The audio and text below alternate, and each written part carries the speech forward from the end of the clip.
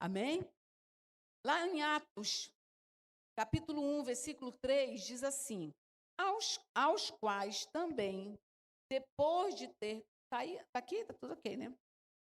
Aos quais também, depois de ter padecido, se apresentou vivo por muitas provas infalíveis, sendo visto por eles por um espaço de 40 dias, e falando das coisas concernentes ao reino de Deus. E estando com eles, determinou-lhes que não se ausentasse de Jerusalém, mas que esperassem a promessa do Pai, que disse ele: de mim ouviste, porque, na verdade, João batizou com água, mas vós sereis batizado com Espírito Santo, não muito depois desses dias. Ou seja, aqui Jesus, na Páscoa, Jesus morreu, ressuscitou e ficou 40 dias conversando com os discípulos, andando para um lado, andando para o outro. E com 40 dias ele subiu aos céus. Ascensão de Cristo. Ele subiu aos céus aqui no livro de Atos 1. Em Atos 2, e aqui em Atos 1 ele disse assim: olhe, fiquem esperando pela promessa do Pai. E aí, em Atos 2, versículo 1, vamos lá para Atos 2, versículo 1, diz assim: e cumprindo-se o dia de Pentecostes. Quantos dias depois da Páscoa é Pentecostes? Quem lembra? 50, tá ligado. Tá ligada, irmã. 50. Quando Deus entregou, da época, do dia que eles saíram do Egito até o momento que Moisés desceu o Sinai com a tábua da lei, foram 50 dias. E Deus estabeleceu a festa de Shavuot, festa das semanas, para que o seu povo celebrasse a festa das semanas. Quando Jesus subiu aos céus, ele estava com 40 dias. Depois de 10 dias, foi que completou 50 dias. O dia de Pentecostes, o que é? 50. Aí, aqui em Atos diz, estavam todos concordantemente no mesmo lugar, e de repente veio do céu um som como de um vento veemente impetuoso, e encheu toda a casa em que estavam assentados. E foram vistos por eles línguas repartidas como que de fogo, as quais pousaram sobre cada um deles. Ou seja, no dia de Pentecostes, no dia de Shavuot, a festa das semanas, ali foram completados 40 dias que Jesus andou entre os seus discípulos, com mais 10 dias completou Pentecostes, somando, né, esses dias, quando os discípulos de Jesus receberam o presente de Deus. Receberam a primícia de Deus, né? Quem é a primícia de Deus? O Espírito Santo, que foi entregue a nós no dia de Pentecostes. Alguém dá um glória a Deus aí, por favor. Glória a Deus, Senhor. Eu não sei se eles estão assim, impactados com a revelação ou se estão dispersos, mas em nome de Jesus. Lá em 1 Coríntios 15, versículo 20, diz assim, 1 Coríntios 15, versículo 20, mas, de fato, Cristo ressuscitou dentre os mortos e foi feito as primícias do que dormem. Ou seja, Jesus, ele escolheu, ele poderia ter entregado esse presente, entregado o Espírito Santo no dia que ele ascendeu aos céus. Digamos que ele ia subindo aos céus, naquela nuvem, aquela glória dele, e podia dizer assim, agora todos vocês recebam o Espírito Santo. Não, ele não fez isso.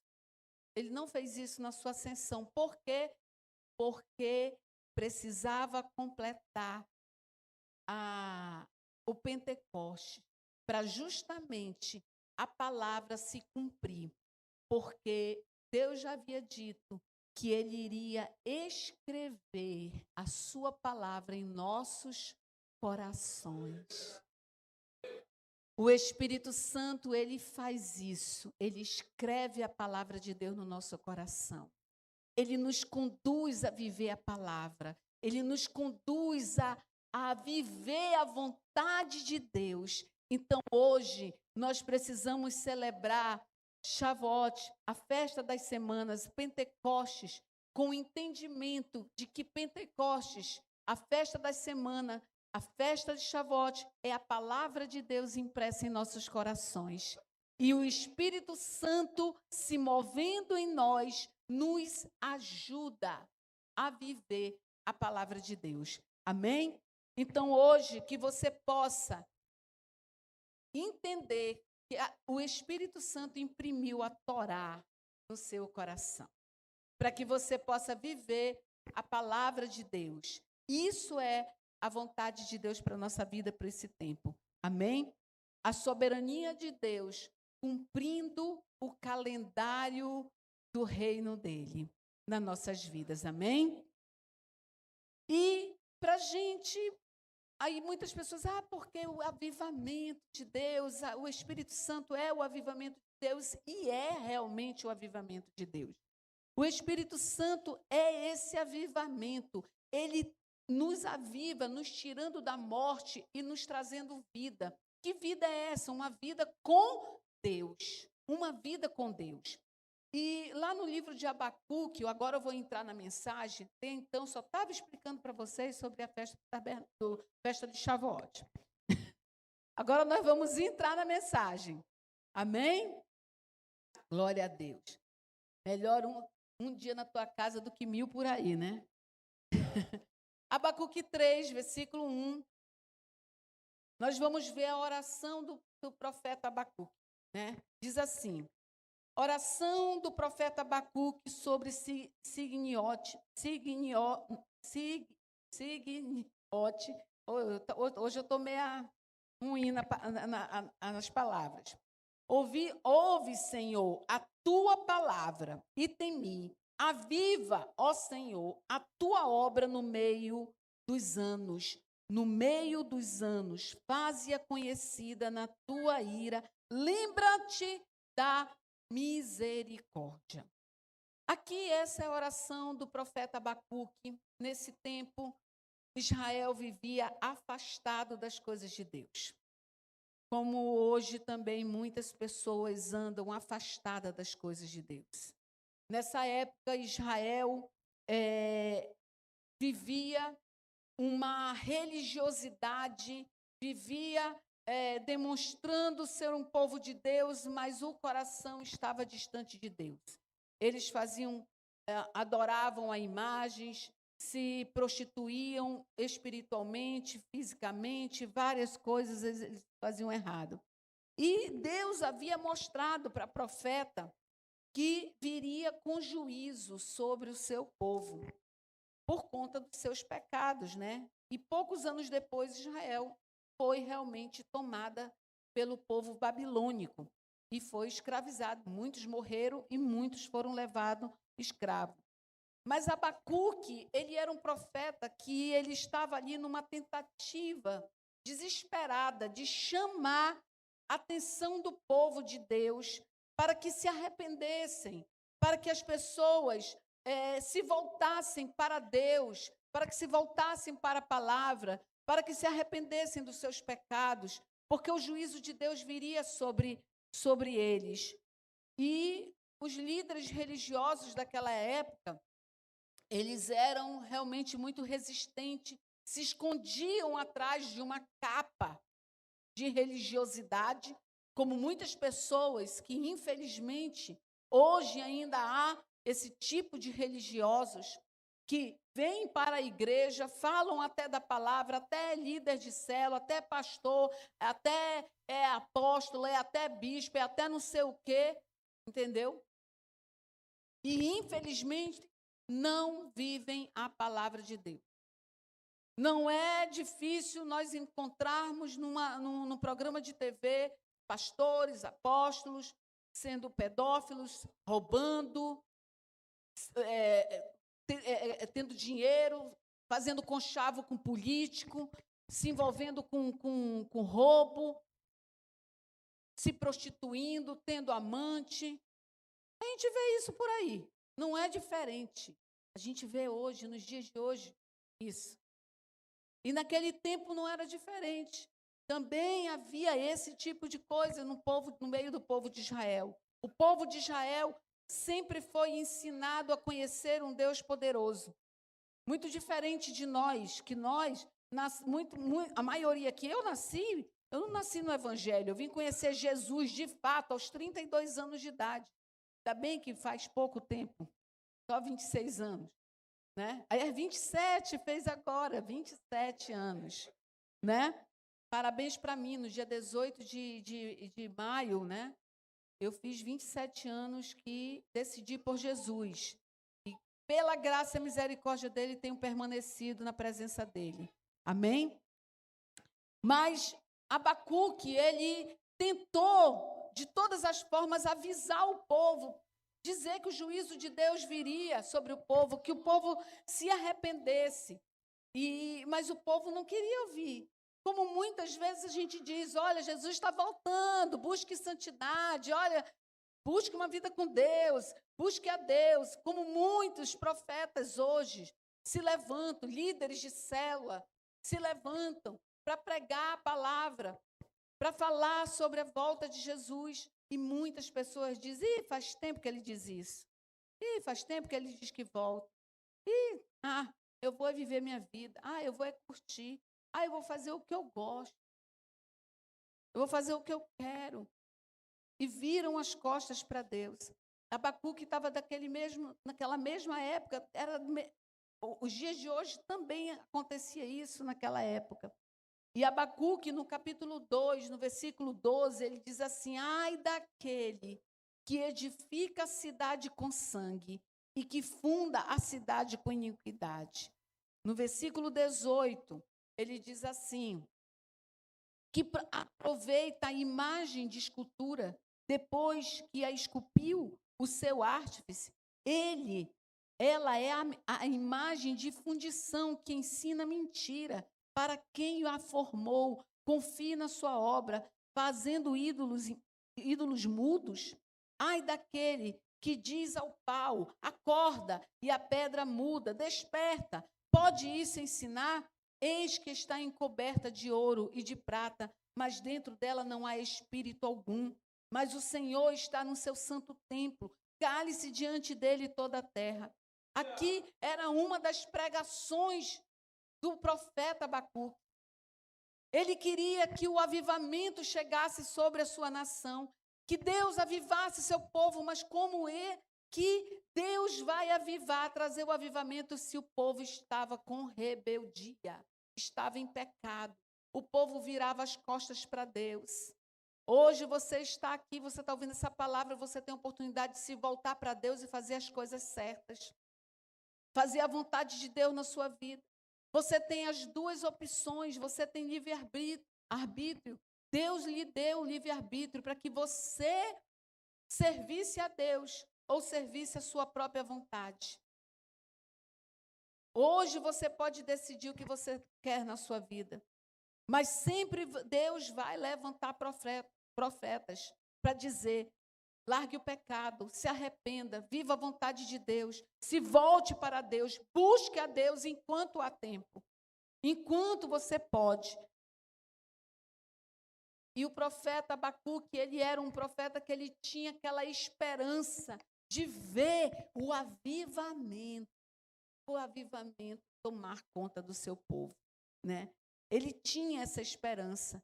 Tanto é que ele profetizou no versículo 14, ele disse assim, porque a terra se encherá do conhecimento da glória do Senhor, mas como as águas cobrem o mar. Ele estava dizendo, olha, a terra vai se encher do conhecimento, como as águas cobrem o mar, assim a terra vai... Ele era um profeta que ele estava ali declarando, e hoje, graças a Deus, graças também à palavra profética de um dos profetas como Abacuque, ele profetizou que o conhecimento seria abundante, e hoje é abundante. Hoje nós sabemos que a palavra de Deus tem sido pregada a todas as nações, em todas as línguas. Hoje os canais de pregação do conhecimento da palavra está aí sendo liberado sobre toda a terra.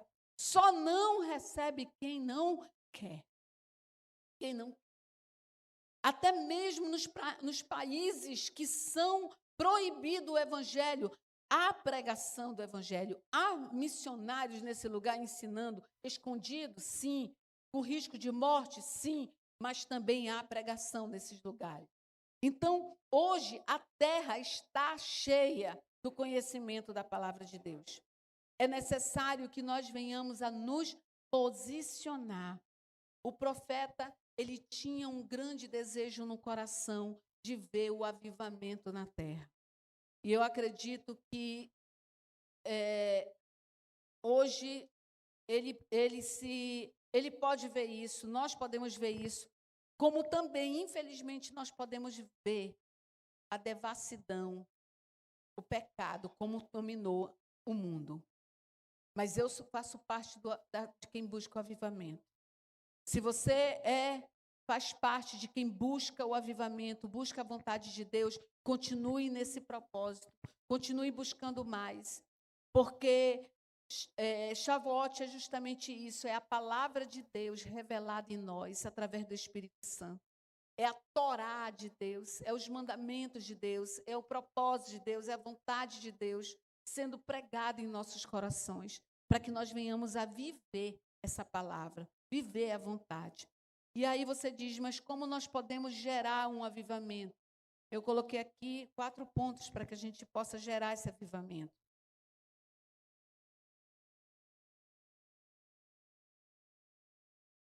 Irmãos, avivamento não é só uma visitação do Espírito, onde a pessoa fala em línguas. O avivamento não é alguém pular, cheio do Espírito Santo. O avivamento não é isso, querido. O avivamento, ele é sólido na nossa vida. E ele é visível também na nossa vida. O avivamento, em primeiro ponto, o avivamento, ele vem pelo forte desejo no coração de buscar a Deus. Nós temos que ter esse desejo ardente de buscar a Deus. A palavra do Senhor fala no livro de Marcos 12, versículo 30, amarás, pois, o Senhor, teu Deus, de todo o teu coração, de toda a tua alma. Sabe o que é alma? Emoções, sentimento. Isso é a alma. Você amar a Deus com toda a tua alma, de todo o teu entendimento e de todo as tuas forças. Esse é o primeiro mandamento. Nós ouvimos um testemunho aqui do Mateus e Yasmin. Eles, diante do relatório que eles tinham, eles conheciam Deus. Mas Deus queria levá-los a um nível maior. E como eles mesmos falaram aqui, hoje o milagre não foi na vida só da Mavi. O milagre foi na nossa vida, porque hoje nós temos uma experiência com Deus totalmente diferente. Eles entenderam o que é amar a Deus, o que é viver para Deus, o que é depender de Deus, entregar totalmente para Deus. Não sei se todo mundo teria capacidade de passar por uma situação como essa. No meio disso tudo, uma outra pessoa disse assim, se fosse eu, estaria desesperada. Eu disse, porque você não tem fé ainda. Você precisa de fé. Você precisa crer em Deus, que independente que Ele cure, você precisa crer em Deus, amar a Deus de uma forma que Ele cure ou que Ele não cure, que Ele faça ou que Ele não faça, você continue amando Ele da mesma forma, do mesmo jeito. É ter esse amor por Deus acima de qualquer coisa. Acima de qualquer coisa. E eu acredito que acima de qualquer coisa é o amor de uma mãe e um pai por um filho. Eu não gosto nem de pensar numa situação como essa, mas quando eu penso, independente, eu entregaria. E não é qualquer um que chega e diz, eu entrego. Se o Senhor quer levar, o Senhor leva, mas me ensina o que eu tenho que aprender. Amar a Deus sobre todas as coisas, amar a Deus mais do que o seu filho, mais do que o dinheiro, mais do que o trabalho, mais do que os seus sonhos, mais do que os seus ideais, mais do que qualquer coisa. É colocar a Deus em primeiro lugar. Independente de que Deus faça ou não faça, você continuar amando a Deus da mesma forma. Da mesma forma. Deus, Ele conhece o nosso coração. Mas muitas vezes Ele nos prova para que nós venhamos a nos conhecer. Para que a gente venha aprender a romper esses limites de amor por Deus. Quando Deus pediu de Abraão, seu filho, a palavra fala que Deus provou Abraão e disse a ele, vai, sobe no monte, que eu vou te mostrar, e entrega ali o teu filho. E ele não questionou com Deus. Ele pegou o cutelo, pegou o fogo, pegou a lenha, pegou o menino e foi. E quando chega lá no pé do monte, o menino olha para ele e diz, pai, está aqui o cutelo, está aqui o fogo, está aqui a lenha, cadê o cordeiro? Se Deus vai prover. Deus vai prover.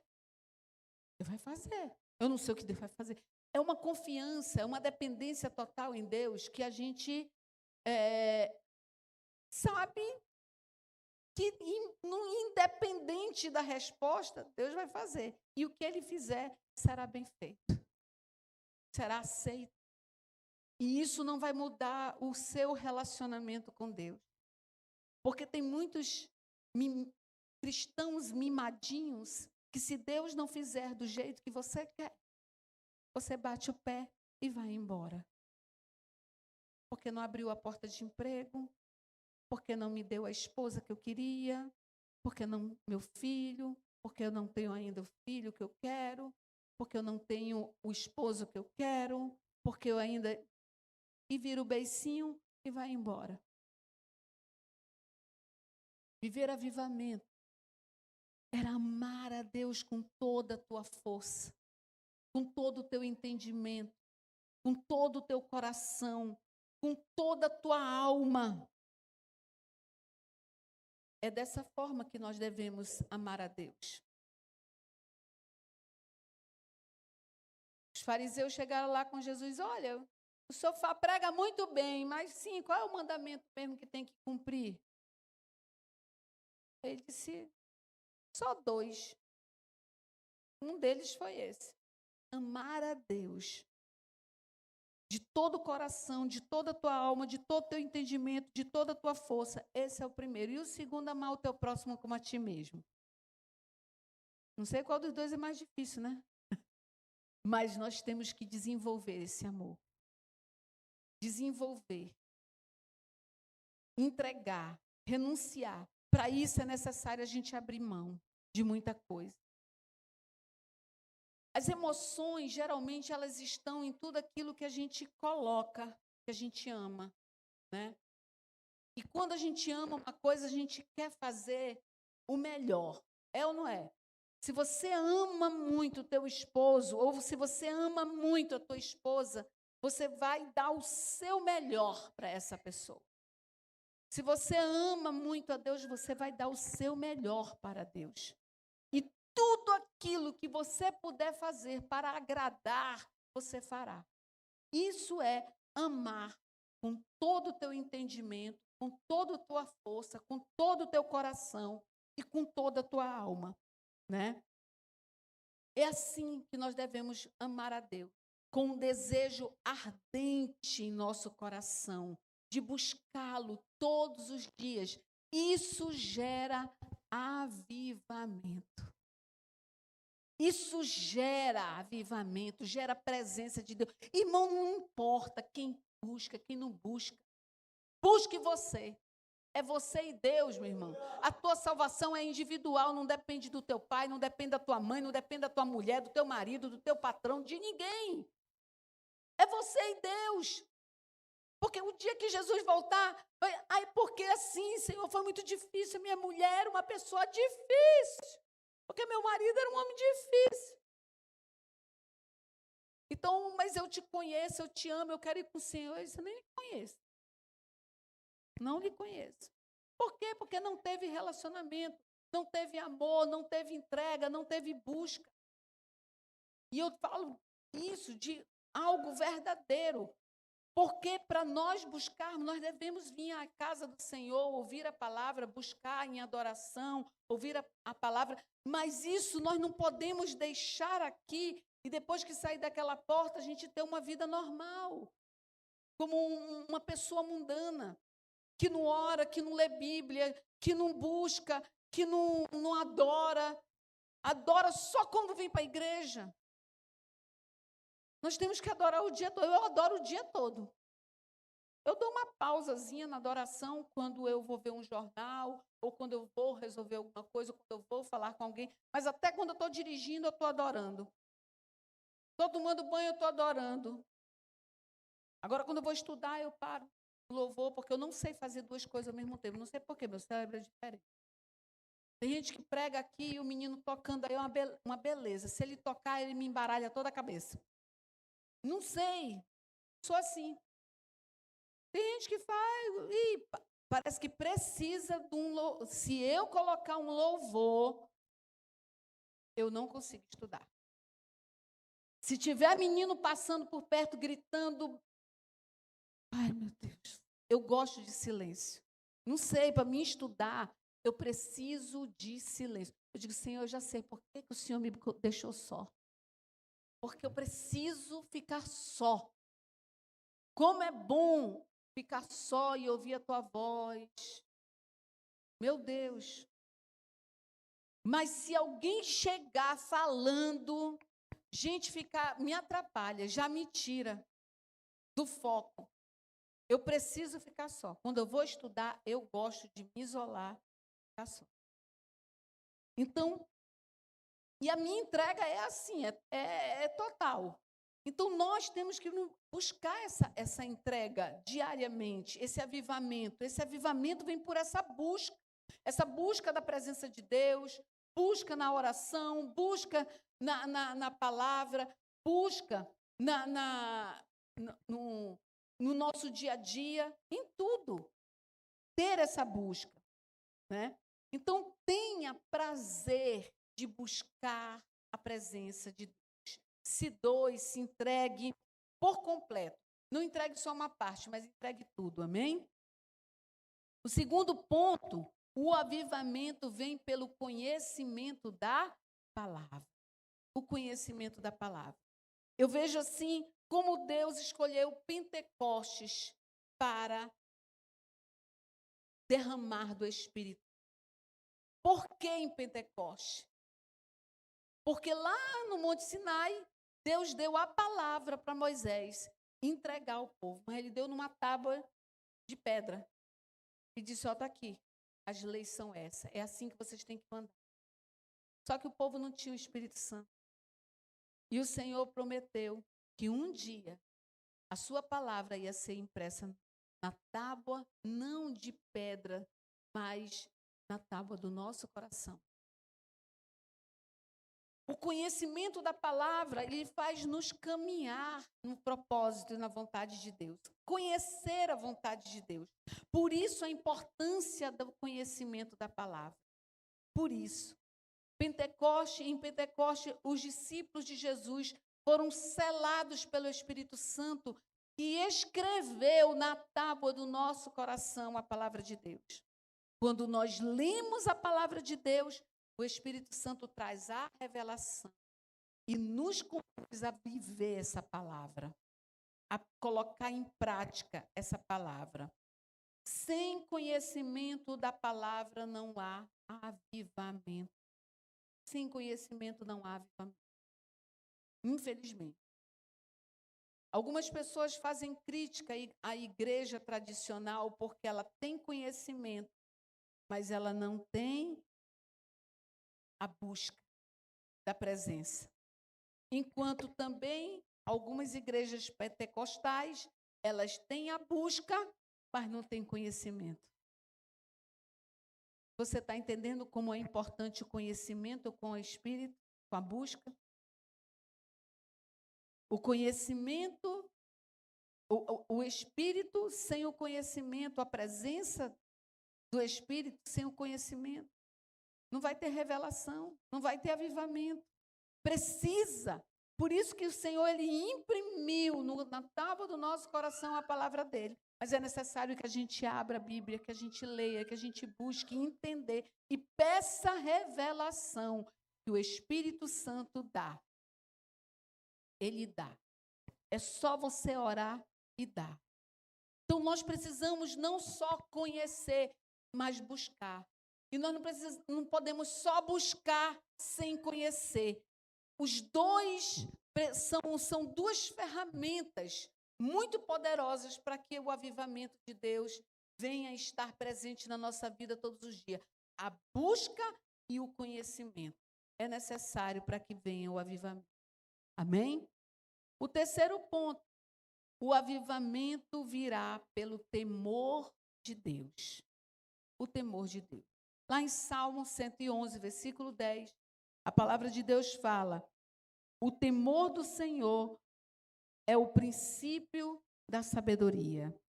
Bom entendimento tem todos os que cumprem os seus mandamentos.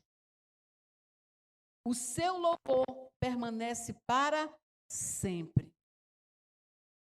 E, queridos irmãos, o conhecimento, ele abre o entendimento para o temor de Deus. A importância, mais uma vez, de nós buscarmos o conhecimento. O conhecimento, ele vem, mas o Espírito Santo, ele revela, ele abre o entendimento. É como eu falei, como é que eu vou buscar o Espírito Santo, a presença, o avivamento, só buscando, orando, se eu não tiver o conhecimento? Eu tenho que buscar o conhecimento. Quando eu busco a presença de Deus, com o conhecimento vem o entendimento. Quando vem o entendimento gera temor. E o temor, o que é o temor? O temor é ter medo de desagradar a Deus. É não querer desagradar a Deus. Quando você ama uma pessoa, quer ver uma coisa assim, por exemplo? Eu gosto de trazer os exemplos para o nosso dia a dia, que é para ver se você entende melhor. Eu gosto de desenhar, para não ter dúvida, né? Tipo assim, um casal mora ali naquela casa, você conhece as coisas como o seu marido gosta. É ou não é? E a mulher é o marido. Aí, de repente, vem uma amiga ou um amigo, ou vem uma pessoa, uma diarista, né? E o seu marido ou a sua esposa não gosta que pegue naquilo de jeito nenhum. Quando a pessoa vai metendo a mão no negócio, você diz, não, deixa aí. Deus o livre, meu esposo não quer que mexa nisso. Não é assim? Porque você sabe que ele vai ficar com raiva se você mexer, se alguém mexer, se alguém usar. Não é verdade? Tem pessoas assim, olha, essa toalha eu não gosto que ninguém pegue na minha toalha. O marido não gosta que ninguém, nem a esposa, ele agarra a mulher, dorme agarrado com a mulher, mas a toalha não pode enxugar com ela. Não interessa, não quero ninguém mexendo, pegando a minha toalha. Não, eu não quero ninguém mexendo na minha xícara. Essa minha xícara, só eu tomo nessa xícara, não quero ninguém tomando. Aí, quando você sabe disso, você diz, não, eu vou guardar. Deus o livre, que meu marido não gosta que pegue isso aqui, não. Quando alguém já chega e diz, deixa eu vou logo guardar, porque Deus o livre, se alguém pegar nessa xícara, nesse copo dele, Deus o livre. E vai que quebra, piorou. E parece uma coisa, parece que ele sabe que alguém tirou do lugar. Né? Então, trazendo para o temor. Quando nós fazemos aquilo que desagrada a Deus, nós precisamos ter esse cuidado de não desagradar a Deus, porque Deus é o nosso Pai. É o amado da nossa alma. Se eu sou apaixonada por Ele, eu não posso querer fazer coisa que desagrade a Ele, que deixe Ele triste, que deixe Ele irritado. E o que é que desagrada a Deus? O pecado. O pecado desagrada a Deus. Deus não quer ver os seus filhos enlameados no pecado. É a mesma coisa que o seu filho, você chega, você tem lá o seu filho, olha, meu filho, você trabalha e tudo, mas quando é 9 horas eu quero você em casa. Hoje em dia parece que não tem muito isso, não, mas antigamente, né? Deus o livre, um filho chegar depois das 9. Porque hoje eu vou sair com os amigos, pai, para o cinema. Se passar das 9, vai apanhar. Tamanho homem, já trabalha, já entrega o dinheiro em casa. Antigamente era assim. Não, pastor Val?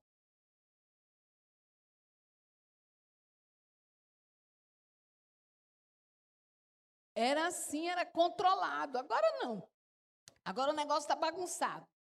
Né?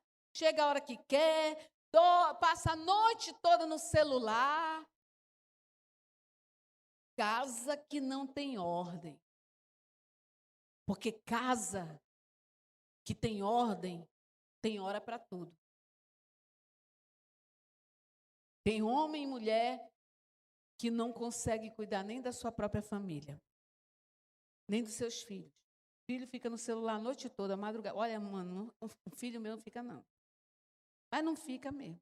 Hoje fica porque cada um é independente, mas na época que eles eram, não ficava, não.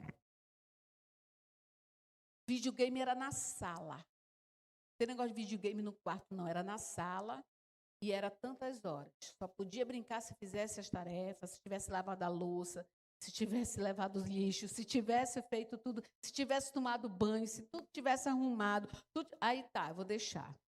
1 hora. Mas já, mãe, já. Por quê? Porque ensinei eles a ter ordem e ter limite. Hoje os filhos não têm limite. Não tem limite. Não sabe receber não. Crianças que não sabem receber não, quando se tornam adultos, assassinam porque não sabem receber não. Matam uma mulher porque ela disse que não quer mais ficar com ele. Acostumado a receber só sim. Faz o que tu quer. Tadinho. Olha, é criança. É de criança que a gente ensina. A própria palavra fala isso. Então, o conhecimento da palavra gera o temor. Deus, eu me lembro que quando eu era do mundo, eu não conhecia a palavra de Deus, eu fazia as coisas, para mim estava tudo certo, eu não sabia.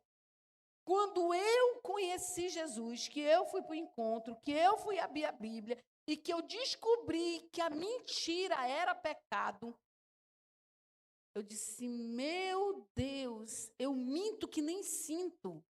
Eu minto por qualquer coisa. E foi uma guerra para mim, me livrar da mentira.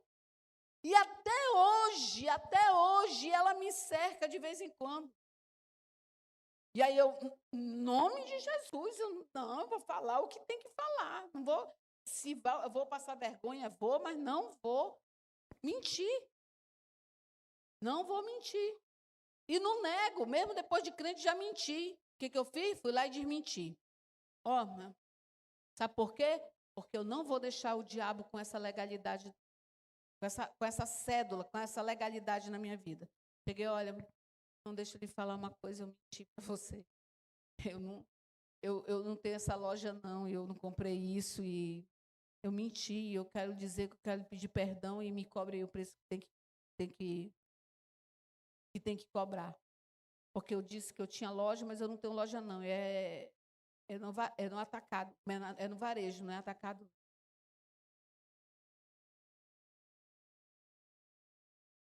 Porque, né, a pessoa diz, olha, se você comprar no atacado, tem desconto. Mas se você comprar no varejo, é o preço cheio. Aí você, para pegar desconto, é no atacado. Aí eu compro um para mim, outro para fulano, para Beltrano. Aí, mentiu. Você tem loja? Não, né? Por que você está comprando no atacado? Mas eu quero comprar. Não, eu quero comprar no atacado, mas eu não tenho loja. Mas eu quero deixar bem claro.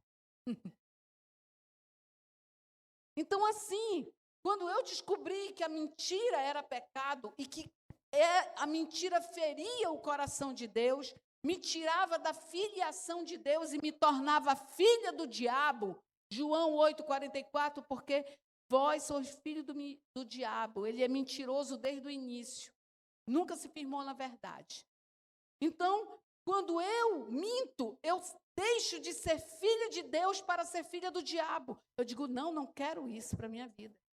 Então, quando eu conheço a palavra de Deus e eu sei que aquilo fere o coração de Deus, o temor de Deus faz com que eu não faça nada que desagrade a Deus.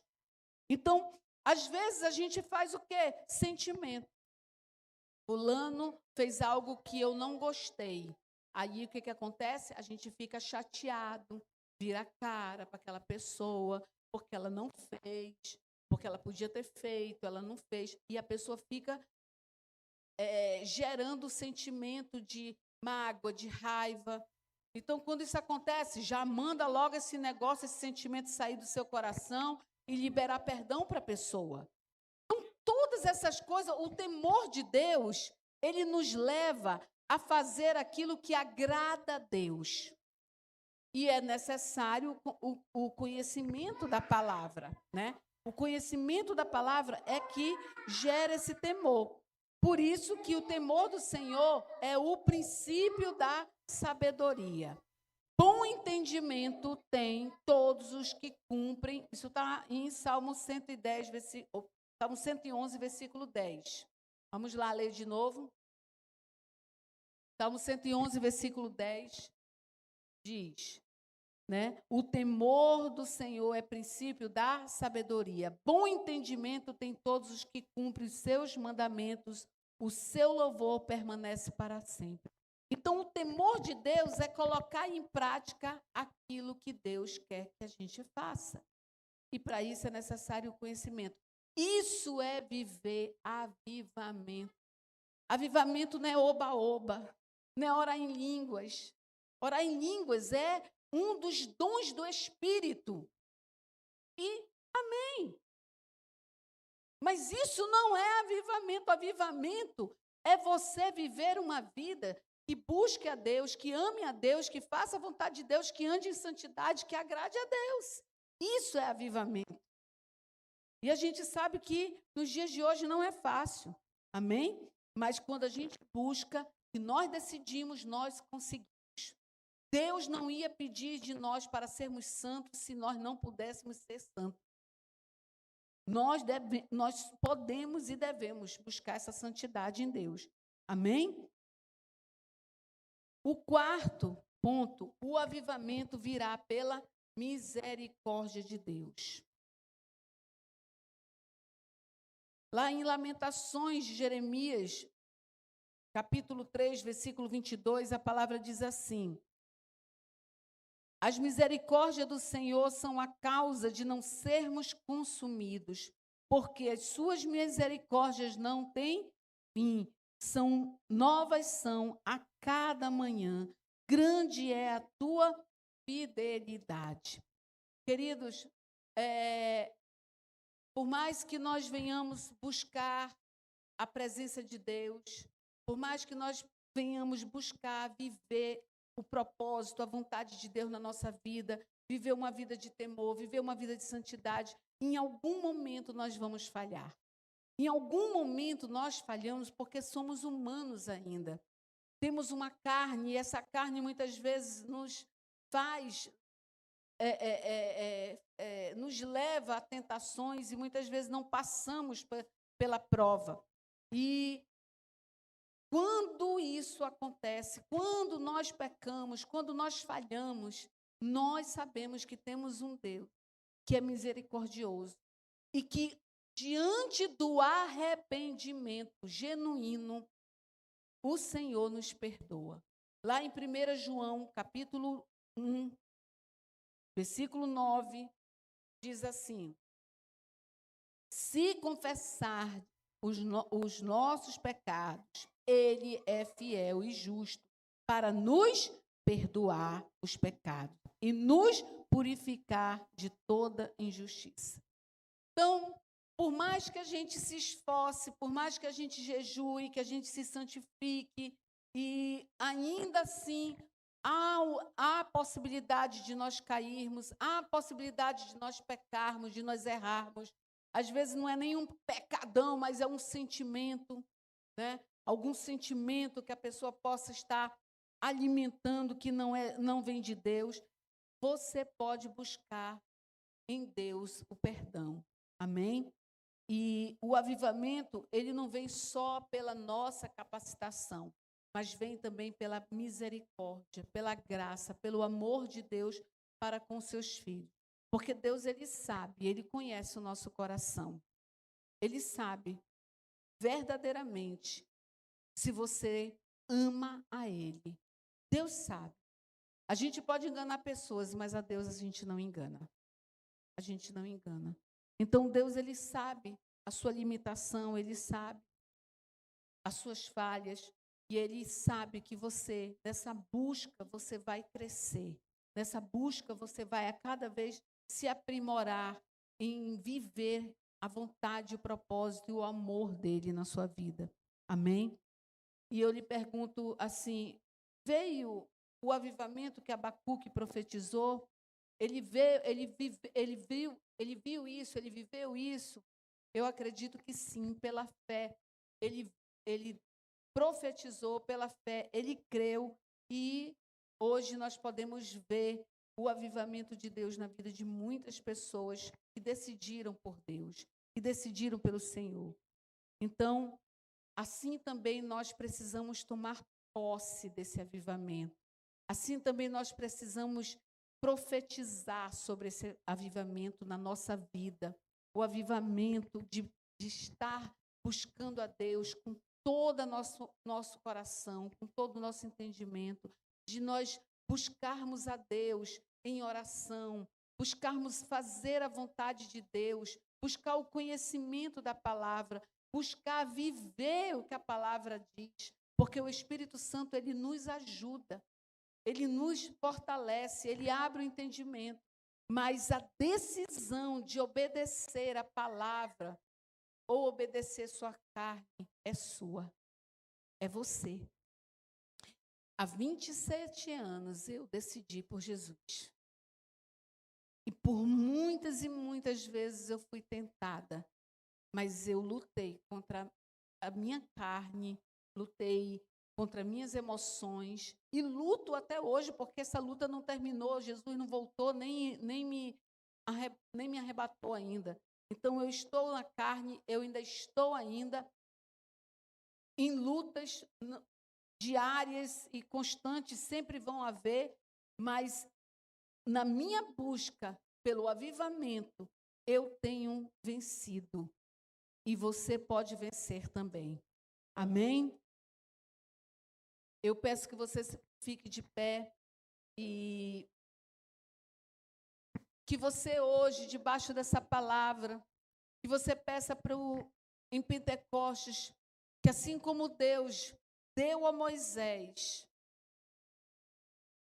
aquelas tábuas, porque Deus escreveu com o seu dedo naquelas tábuas, aliás, naquelas pedras, né? Deus escreveu com seus dedos os mandamentos e entregou a Moisés. Moisés veio e entregou ao povo. Mas aqueles mandamentos, eles não entraram no coração das pessoas. As pessoas leram, disseram que ia fazer a vontade do que estava escrito, se comprometeram, fizeram juramento diante de Moisés, diante de Deus, mas elas não viveram. E o Senhor, no seu grande amor, na sua grande misericórdia, enviou Jesus, o seu Filho. E em Pentecoste, Ele imprimiu essas leis em nosso coração. Ele pôde imprimir. Se você abre o seu coração, se hoje você veio aqui pela primeira vez e você ainda não aceitou Jesus como Senhor da sua vida, você só vai experimentar desse avivamento se você entregar a sua vida para Jesus. E se você quiser entregar a sua vida para Jesus, você pode vir aqui, para que você possa viver esse avivamento, para que você possa ser selado pelo Espírito Santo, para que você possa se entregar à vontade de Deus na sua vida e viver as promessas de Deus. E não é só as promessas de Deus lá no céu, é viver as promessas aqui na terra. Hoje você pode entregar a sua vida para Jesus. Mas também, se durante essa sua caminhada com Deus, você sabe que você quebrou as tábuas da lei, que você quebrou os princípios de Deus, peça perdão. Peça perdão ao Senhor. Se você quiser, você pode vir até o altar e pedir perdão, Senhor, hoje em Pentecostes. Imprime no meu coração a tua lei, imprime no meu coração a tua palavra, que eu seja apaixonado pelo Senhor.